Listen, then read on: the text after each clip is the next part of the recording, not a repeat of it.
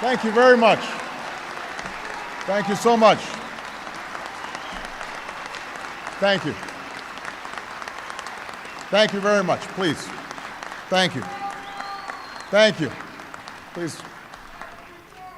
Thank you. Secretary McDonald, Mr. Hallinan, distinguished guests, and most of all, our extraordinary veterans and your families. The last time I stood on these hallowed grounds on Memorial Day, our country came together to honor those who have fought and died for our flag. A few days before, our nation observed Armed Forces Day, honoring all who are serving under that flag at this moment. And today, on Veterans Day, we honor those who honored our country with its highest form of service. You who once wore the uniform of our Army, Navy, Air Force, Marines, or Coast Guard. We owe you our thanks.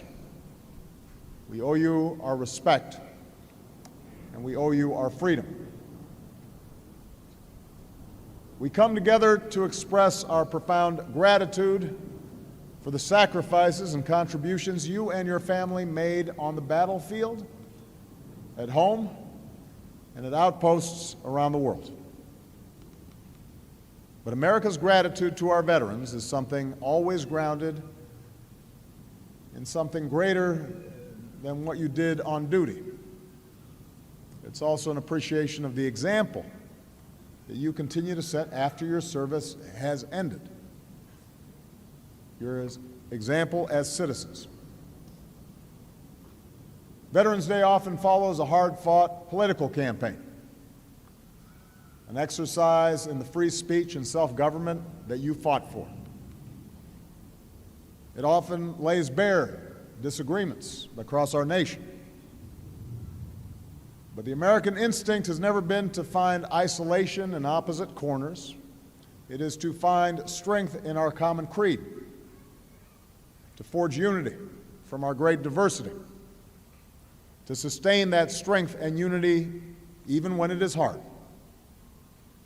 And when the election is over, as we search for ways to come together, to reconnect with one another and with the principles that are more enduring than transitory politics.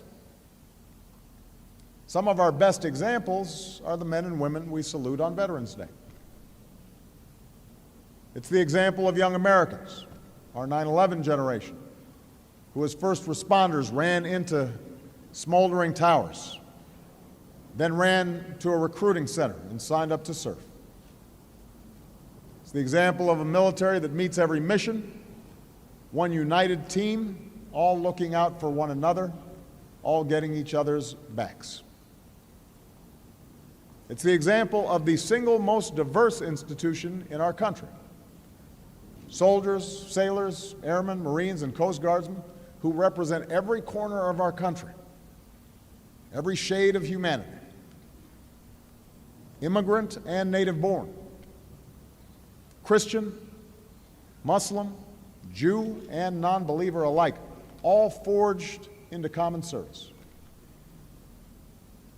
It's the example of our veterans, patriots, who when they take off their fatigues, put back on the camouflage of everyday life in America and become our business partners and bosses, our teachers and our coaches, our first responders, city council members, community leaders, role models, all still serving this country we love with the same sense of duty and with valor.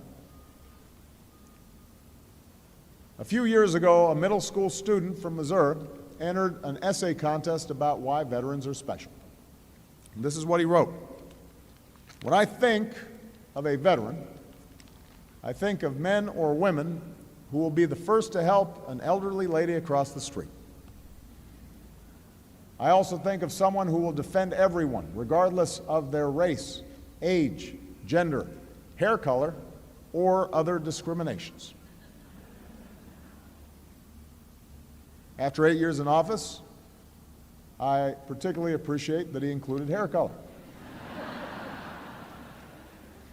But that middle schooler is right. Our veterans are still the first to help, still the first to serve. They are women, like the retired military policewoman from Buffalo who founded an AMVETS post in her community and is now building a safe place for homeless female veterans with children.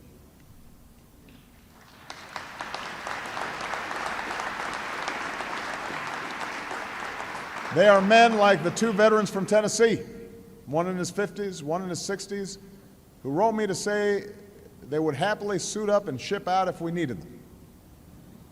We might be just a little old, they wrote, but we will be proud to go and do what we were taught to do. Whenever the world makes you cynical, whenever you seek true humility and selflessness, look to a veteran. Look to someone like First Lieutenant Irving Lerner. Irving was born in Chicago to Russian Jewish immigrants during World War I. He served as a bombardier in the Army Air Corps, flying dozens of missions toward the end of World War II. When he returned home, Irving did what a lot of veterans do.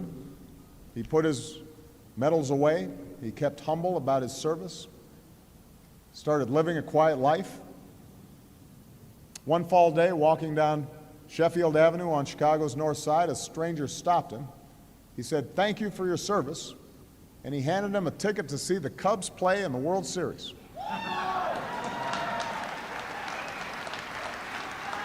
Now, it's a good thing Irving took that ticket, because it would be a while until his next chance. Irving worked hard managing the warehouses for his brother-in-law's tire company. He got married to a sergeant in the Women's Air Corps, no less. He raised 4 children, the oldest of whom, Susan, is celebrating her 71st birthday today. And on a June morning, many years ago, another one of Irving's daughters, Carol, called to check in. Her mother answered, but was in a rush. "We can't talk," she said. "Your father is being honored, and we're late." Carol asked, "Honored for what?" And the answer came, for his heroism in the skies above Normandy exactly 50 years earlier. You see, Irving's children never knew that their father flew over those French beachheads on D-Day. He never mentioned it. Now when they call to check in, his children always say, "Thank you for saving the world." And Irving, sharp as ever at 100 years young, always replies, "Well, I had a little help." Whenever the world makes you cynical, whenever you doubt that courage and goodness and selflessness is possible, then stop and look to a veteran. They don't always go around telling stories of their heroism, so it's up to us to ask and to listen, to tell those stories for them, and to live in our own lives the values for which they were prepared to give theirs. It's up to us to make sure they always get the care that they need. As Bob mentioned, when I announced my candidacy for this office almost a decade ago, I recommitted this generation to that work. And we've increased funding for veterans by more than 85%. We've cut veterans' homelessness almost in half. Today, more veterans have access to health care, and fewer are unemployed. We help disabled veterans afford prosthetics. We're delivering more mental health care services to more veterans than ever before, because we know that not all wounds of war are visible. Together, we began this work. Together, we must continue to keep that sacred trust with our veterans and honor their good work with our own, knowing that our mission is never done. It is still a tragedy that 20 veterans a day take their own lives. We have to get them the help they need. We have to keep solving problems like long wait times at the VA. We have to keep cutting the disability claims backlog. We have to resist any effort to outsource and privatize the health care we owe America's veterans.